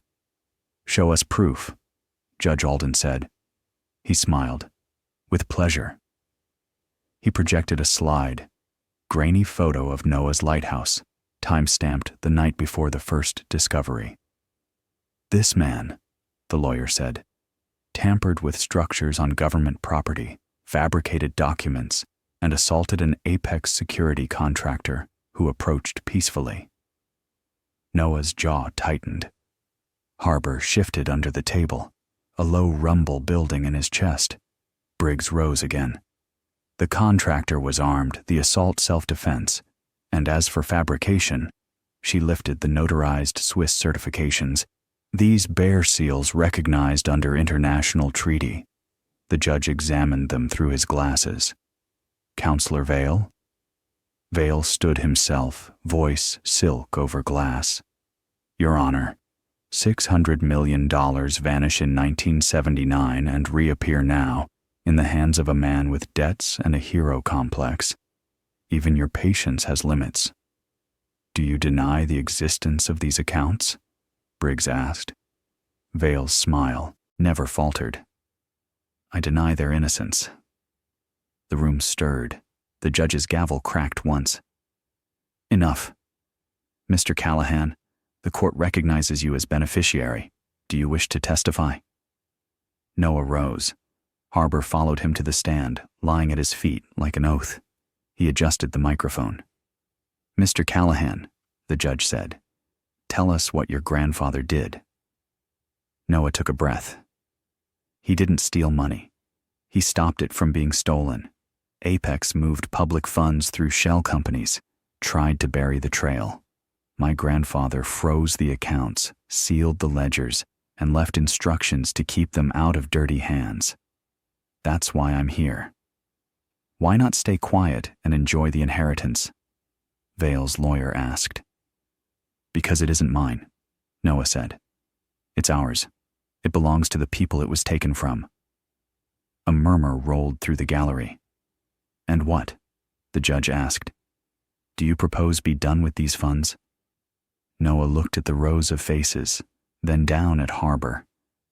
Turn the light back on, he said simply. Every town that Apex hollowed out, every job they killed, every coast they poisoned, fund the rebuild, make the light work again. For the first time, Vale's smile cracked, not broken, just hairline, but enough. Judge Alden tapped his pen. Motion to review custodial evidence is granted. The court will appoint an independent trustee pending full investigation. The gavel fell. Reporters surged. Briggs gripped Noah's shoulder. That was your story, she said, and you told it right. Aftermath outside, the courthouse steps blazed with cameras. Questions swarmed. Are you the whistleblower's heir? Is Apex finished? What happens to the money? Noah just said. "The light's back on." Briggs guided him to a side exit. "They'll come after you again," she warned.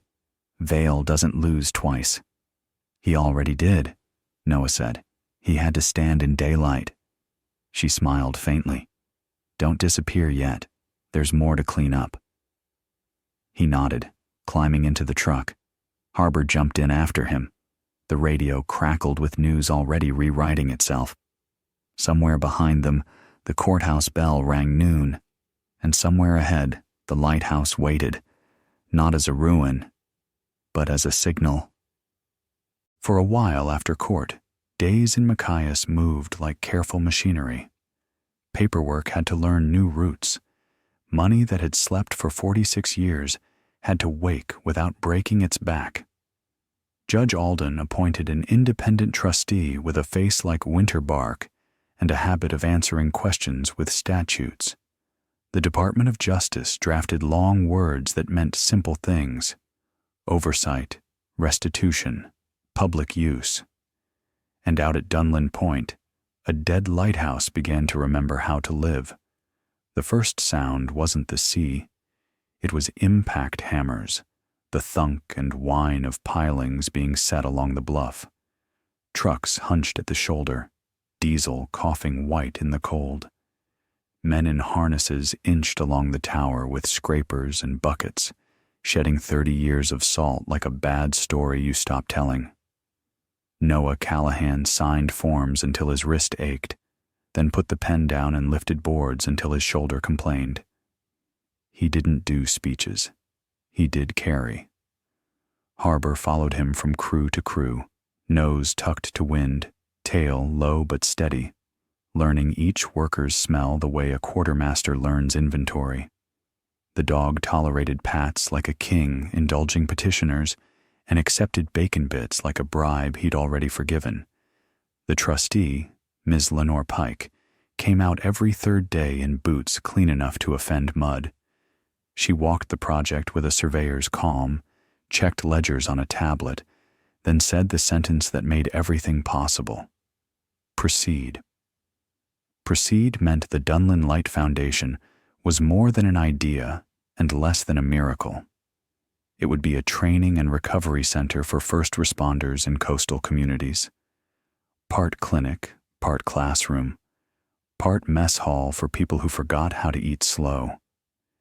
It would help firefighters, EMTs, fishermen, and volunteers who knew the exact weight of a body carried up a stairwell.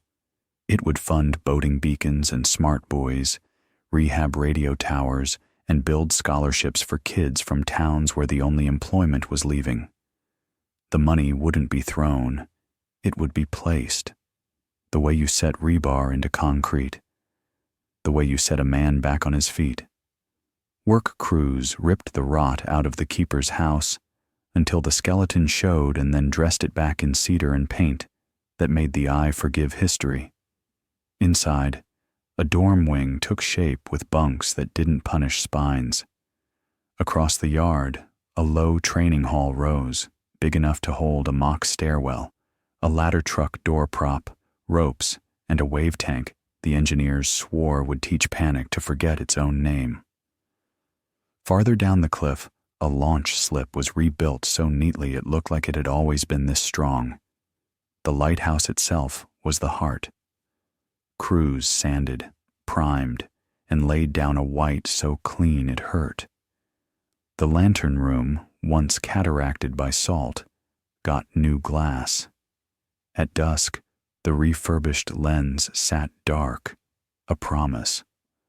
On the morning they tested it, a handful of townspeople gathered at the bluff, lobstermen with wind-burned cheeks, a schoolteacher who'd brought her class in bright hats, a retired coastie who still stood like orders were on the way.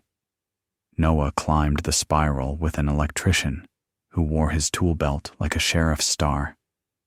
They checked the last connections, verified breakers, counted through a checklist written as if mistakes meant forever. "Ready?" the electrician asked. Noah looked down the shaft. Harbor waited at the base, eyes tilted up, ears forward. Ready. The switch went over with a click that felt too quiet for the change it made. For a heartbeat, the lens held nothing but sky. Then, light. Slow at first, then sure, the beam rolled like an eyelid opening. It reached across gray water and found itself on the backs of waves. The crowd didn't clap. They exhaled, the sound men make when something is finally right. The lighthouse was a machine again. That afternoon, a work crew set a bronze plaque at the foot of the tower. Noah ran his thumb across the letters. The metal was cold, but the words hummed. For the dog who barked at midnight. Harbor sniffed it once, unimpressed, then sat with his chest out as if he had ordered the whole affair himself. If building is joy, building under threat is a kind of prayer. Apex didn't dissolve when the gavel fell. It mutated, learned new tricks, whispered through new mouths. The first sign was paper. An anonymous citizens group mailed glossy flyers to every mailbox in Cutler and Lubeck, calling the foundation a slush farm, and Noah a con-man firefighter exploiting grief. The flyers were slick, the kind of expensive that always calls itself cheap. Noah stood at the workbench with a stack of them, reading the lies until the letters became shapes. Harbor put a paw on the pile as if pinning a fish. Miss Pike glanced over one and gave it the lifespan it deserved. Defamation, she said. We file, they retract, they whine, or we ignore. Choose your oxygen. Ignore, Noah said. We've got better paper. The second sign was digital. The Foundation's website went dark for 12 hours, replaced by a page promising closure in font that hated vowels. The IT kids who had volunteered from the high school came in on a Saturday, drank bad coffee, and locked the place down with a firewall that could have defended small nations. One of them, a quiet girl with a nose ring and a sweatshirt that read, C is for cookie, left a line of code in the footer that printed a single word in white on white. Custodian. The third sign was in person. A construction foreman found cut fuel lines on the generator. A volunteer noticed bolts loosened on a training prop that should never wobble. Nothing catastrophic. Everything intentional. After the second incident, Noah spoke to the crew at sunrise with the sea copper pink behind him. Check each other's work, he said. Assume wind changes and liars lie. We're not paranoid. We're careful. A carpenter with a beard like driftwood spat into the grass and said, World's full of storms. This light will outlast another. The crew grunted. Work resumed. Harbor did a slow perimeter and peed on the generator housing with grave ceremony, as if baptizing it against future sins. 2 months in, the first cohort arrived, 11 men and women with shoulders that slumped from carrying things they wouldn't name and eyes that scanned doorways without being asked. Firefighters from Portland and Bangor, paramedics from towns where opioid overdoses outnumbered weddings, a lobsterman who'd ridden out a winter storm alone and returned with a wrist that never healed right, and a laugh that had stopped 2 years ago. They came for strength training and found breathing. They came for breathing and found the place where their hands stopped shaking. The clinicians Noah had hired taught sleep like it was a skill you could relearn. The hall filled with the thud of medicine balls and the whisper of ropes through calloused hands. The wave tank did its job, flooded, surged, screamed alarms, and then, mercy, calmed. The students learned how to ride panic down like a bull and step off on their feet. At night, they ate too much chili at long tables and told half stories. Harbor made rounds like a chaplain, pressing his head into palms that had only held loss. He developed the habit of sleeping by whichever bunk was shaking the lightest. Noah watched it happen without hovering. He hammered nails and gathered trash. then slipped into the back of a class where a kid from Ellsworth taught radios to men who had carried people through burning stairwells. He stood at the door while two women in their 50s, one an EMT, one an oyster farmer, compared knuckles and decided to believe each other about pain. On the third week, the lobster man with the broken laugh stood on the launch slip and stared at water that no longer wanted him. Noah came up beside him and didn't speak. "You ever lose it?" the man asked finally. "Every day," Noah said. "What do you do?" "Stare at the thing I can touch," Noah said. "Then touch it, then find the next thing." The man nodded. "The dog helps," he said. "He's a tyrant," Noah said. They watched Harbor nose a basketball into the shallows, then bark at it with absolute authority, as if scolding a tide that had misbehaved. The man's laugh came out a clean inch wider than yesterday. Sterling Vale did not return in person. He sent lawyers and lobbyists, subpoenas and depositions written in that mannerly murder only corporations can afford. He argued the trustee was biased, the judge sentimental, the foundation a vanity project. He argued that public use meant whatever Apex said it meant. His motions died in clerks' trays. When one landed on Alden's desk, the judge returned it with a single note. "Bring facts."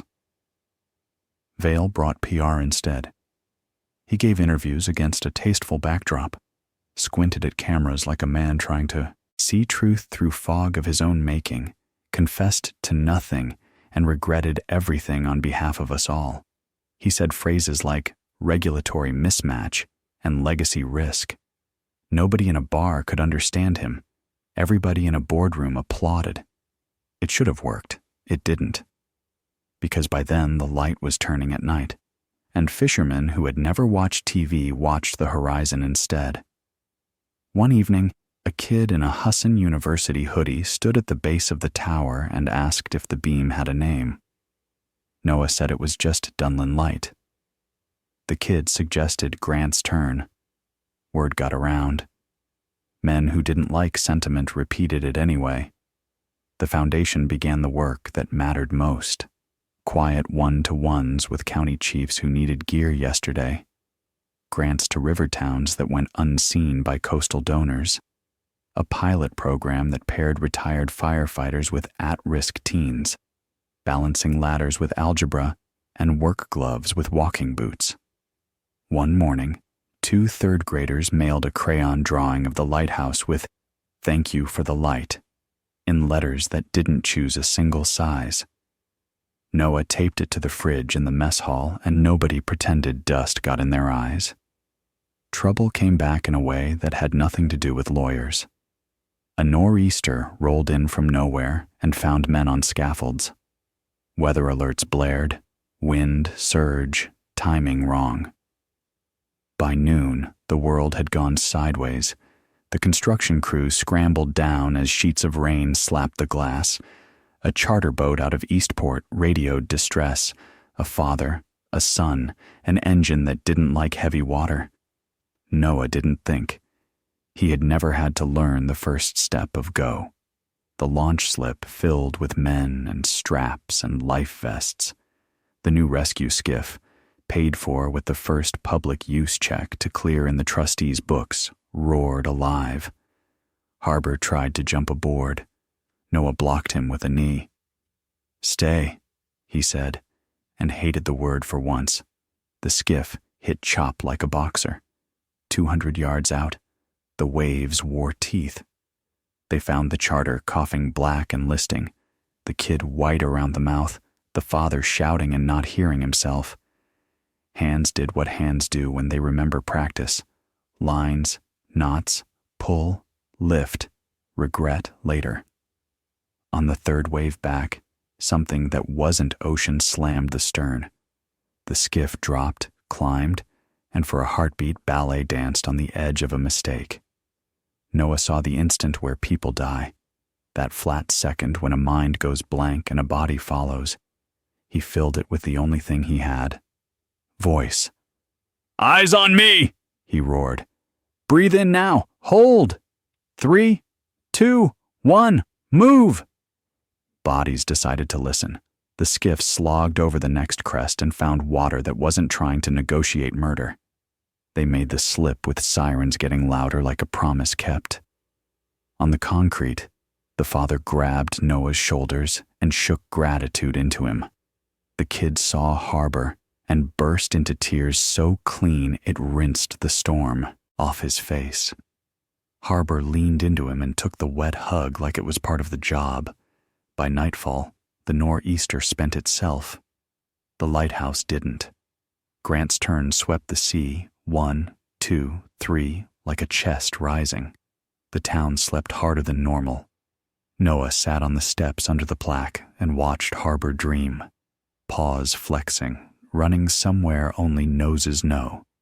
Ms. Pike found him there at midnight with a thermos that smelled like cinnamon and law. You were built for this, she said. No, he said. I was broken for it, then built again. She considered him, then the tower. The trustee board approved your next tranche, she said. But there's a condition. He raised an eyebrow. She smiled, small, not unkind. They want you to speak. Opening day, words, microphones, the whole circus. He grimaced. I'd rather pull nails with my teeth. Then do both, she said. Pick a short speech. What do I say? Say the truth in less than a minute, she said. Then point at the light. 3 days later, under a sky the color of forgiveness, people gathered at Dunlin Point like a town folding itself back together. The trustee board stood in coats that tried not to look expensive. The crews stood in jackets that didn't have to try. The first cohort lined the front row, some with medals they'd never worn, some with hands shoved in pockets because applause felt like a thing other people deserved. Noah stepped up to the carpenter-built podium that would never see another politician. Harbor sat at heel and pretended microphones were a breed of squirrel. Noah cleared his throat. My grandfather wrote 3 words, he said. Don't turn it off. He let the wind say the rest. This place is not a monument, he continued. It's a machine. It turns money that was taken from the public into work and safety and second chances for the public. That's all. He looked at the faces, tough, tired, ready. If you want a story, he said, tell this one. A dog barked at midnight and a town answered. He stepped back. Ms. Pike nodded, satisfied. The crowd didn't roar. It settled, the way men settle into chairs that fit. Noah knelt and scratched Harbor's neck. You carried us here, he whispered. The dog leaned harder into his hand. At the edge of the crowd, a man in a gray suit watched with the neutral interest of a tourist. He didn't push forward. He didn't need to. Sterling Vale understood time. He also understood endings. He turned before the clapping began and walked toward a car that looked like all the others, speaking into a phone that had nothing to say but next. The light swung, unbothered. Night came early, the way it does when winter still has claims. The beam rolled, found the water, and moved on, doing the only holy work there is, pointing. There would be one more fight. There always is. Men like Vale don't stop. They decide to stop or they're stopped. But for the first time, the battleground favored the living, paper filed, accounts under trust, a community awake, a dog on duty. Noah stood at the rail at the top of the stair, wind lacing salt into his hair. Beneath him, Harbor settled at the threshold like a seal on a warm rock. The night pressed against glass that knew how to resist. He watched Grant's turn reach. The legacy wasn't the money. It was the machine that aimed it. It was the people it would carry when waves got tall. It was the quiet way a ruined place became a working one. And somewhere inland, in a room where evening hands mixed ice into whiskey, A man in a gray suit stopped smiling at last. Tomorrow would settle accounts. Tonight, the light did what lights do. It stayed on.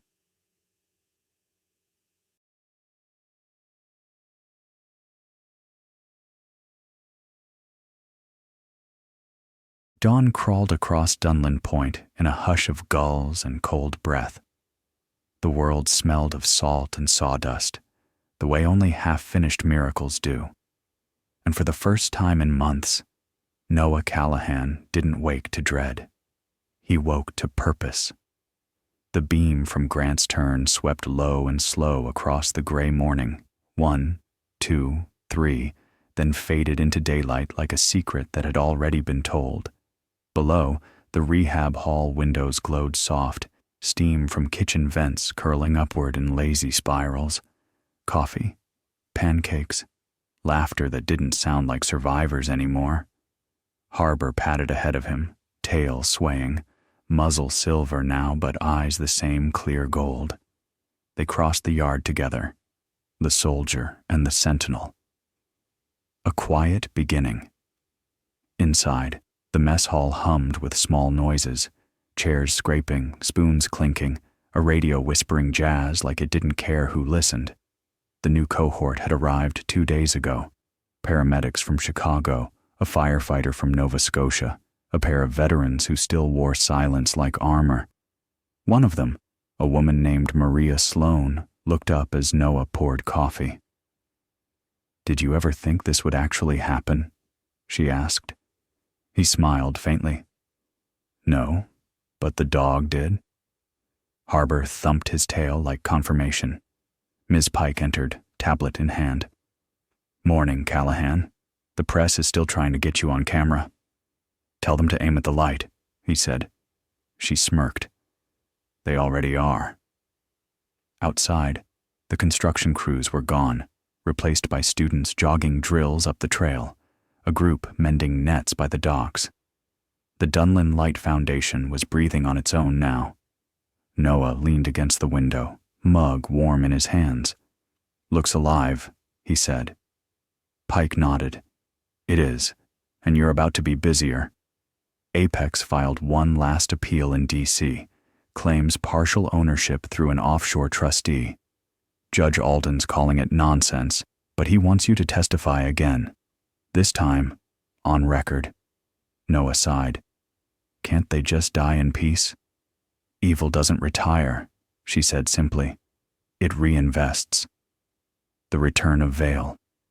The summons came 2 weeks later, an envelope hand-delivered, the seal wax red and smug.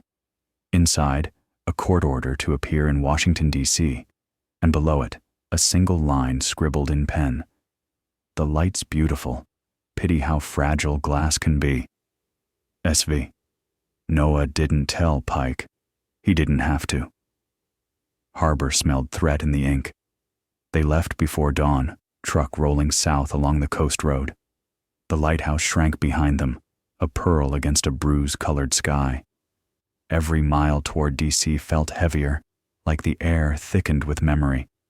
The hearing wasn't in a courthouse this time. It was in a federal finance tribunal, mahogany panels, air conditioning set to intimidate, security that smiled too politely. At the center table sat Sterling Vale, immaculate as ever, gray suit pressed with military precision. When Noah entered, Vale's mouth curved. "I wondered how long it would take you to crawl back into my jurisdiction." Noah sat across from him. "You can't own what you already lost." Vale tilted his head. "You think this is about ownership? My dear custodian, it's about continuity." The gavel sounded. The tribunal began. Vale's counsel argued first, eloquent, deliberate, poisoned with half-truths. They claimed the funds were temporarily sequestered, that Apex had sought legal resolution since 1980, that Grant Callahan acted without authorization. They painted the foundation as a rogue nonprofit laundering legacy assets. Then Briggs spoke. Calm, surgical, every word a bullet. She presented bank records, Swiss certifications, and Apex's own internal memos, the ones Noah had retrieved from Zurich. She read from a letter Vale himself had signed 45 years earlier, authorizing the same accounts he now denied. When she finished, Vale's composure cracked just enough for the cameras to notice. Judge Alden turned to Noah. "Mr. Callahan," he said, "do you have anything to add?" Noah rose slowly. His voice wasn't loud. It didn't have to be. "My grandfather didn't hide money," he said. "He hid the proof of a crime. He left it for someone who'd still believe in light. That's all I've ever done. Turn it back on." He paused, looking at Vale. "The thing about light, sir, it doesn't argue. It just shows." Silence swallowed the room. Then Judge Alden said the only words that mattered. "Custodial claim denied. Case dismissed. The assets remain under federal trust for public restoration." Vale's eyes hardened, his smile returning like a scar reopening. "You can't protect it forever, Callahan," he whispered as the guards led him out. Noah met his gaze. "I don't have to. The light will." The next weeks blurred.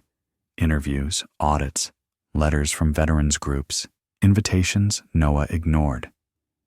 The Dunlin Light Foundation became a national model, replicated in coastal states and inland towns, where broken men and women came to remember how to breathe. Reporters called it the Lighthouse Network. Noah just called it work. He returned to Maine before winter. The first snow came early, laying a quiet white over everything man-made. The tower's beam swung over it like a heartbeat. That night, sitting by the stove with Harbor asleep at his feet, Noah opened a package that had arrived without a return address. Inside, an old photograph, creased and yellowed. It showed a younger Grant Callahan, standing beside a German shepherd pup that could have been Harbor's ghost. On the back, one line in faded ink: "Every generation needs a guardian." Noah closed his eyes. "Guess that's us, old boy." Harbor thumped his tail without waking. Spring came soft and deliberate. The orchard by the lighthouse, once dead, now bloomed in hesitant pinks. Volunteers planted new rows of northern spy apples, each sapling tagged with a name, one for every firefighter, medic, and rescuer the foundation had helped. Tourists came sometimes, curious about the legend. They'd see Noah in work boots hauling mulch, never realizing he was the man from the trial. He liked it that way. At dusk, he'd climb the spiral stairs with Harbor behind him, open the hatch, and watch the beam roll out into the Atlantic. Each turn was a breath, a reminder, a promise kept. Some nights, when fog swallowed the horizon, he could almost hear his grandfather's voice carried in the wind. "Keep your own time, Noah. Don't let them turn it off." He'd smile, rub Harbor's ear, and whisper back, "Never again." Because legacy wasn't gold locked in banks. It was duty made visible. It was light that refused to die, even when men tried to bury it. And as long as one dog barked at midnight, somewhere in America, someone would listen. Some stories don't end. They just find a quieter shore. The wind still hums through the lighthouse at Dunlin Point, carrying the scent of salt, rust, and memory. And sometimes, when the sea goes still, a single bark breaks the silence. Maybe it's the dog who never left. Maybe it's just the light, keeping its promise. Because every time it turns across the water, it whispers the same thing: "We're still here." If this story reached you, if you felt the storm, the silence, and the light, subscribe to North Star Stories. Every week we follow another light in the dark. Like, share, and help us keep the beam alive. Because somewhere out there, another story is waiting to be found.